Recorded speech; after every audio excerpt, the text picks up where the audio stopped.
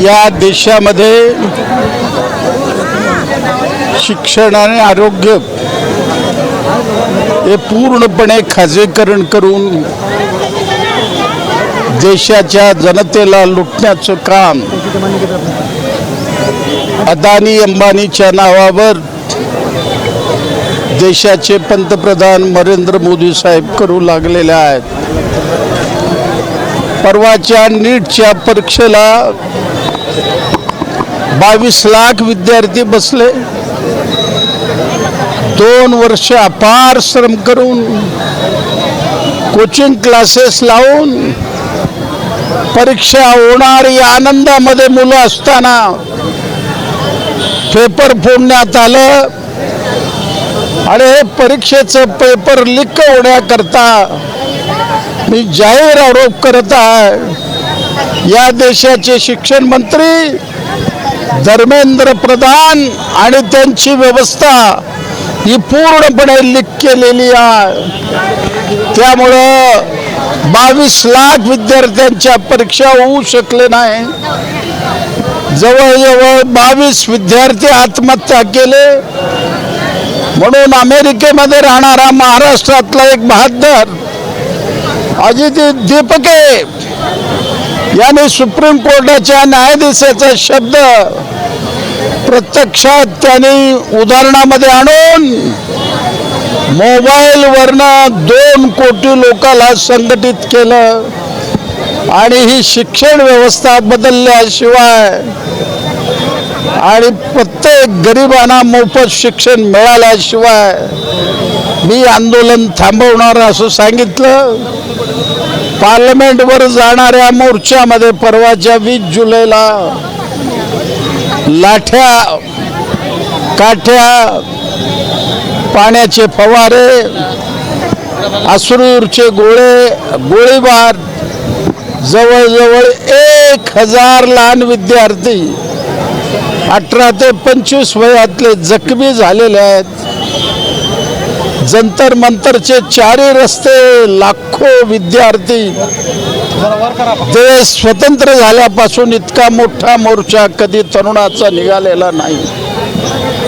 ती प्रचंड दडपशाही सरकारने सुरू केलेला आहे। म्हणून आम देशातल्या जनतेनं या लढ्याला पाठिंबा देऊन हा लढा यशस्वी करण्याकरता CPMच्या वतीनं आज आम्ही या ठिकाणी निदर्शन चर्चेला तयार नाही आहे, राजीनामा देखील दिला जात नाही आहे, नरेंद्र मोदी सभागृहात उत्तर देखील देत नाही, काय वाटतंय?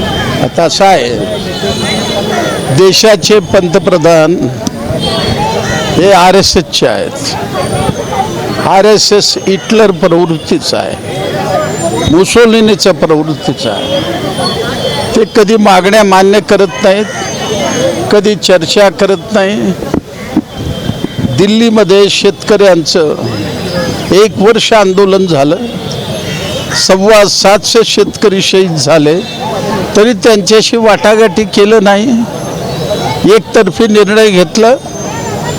अशा एका हुकुमशहाशी तरुण माणसं टक्कर देऊ लागलेले आहेत आणि तरुण माणसं भारतरत्न बाबासाहेब आंबेडकर, शहीद भगतसिंग आणि महात्मा गांधी यांचा विचार आपल्या रक्तामध्ये आणून लढा सुरू केलेला आहे आणि मोदीला वाकवल्याशिवाय जंतर मंतर थांबणार नाही।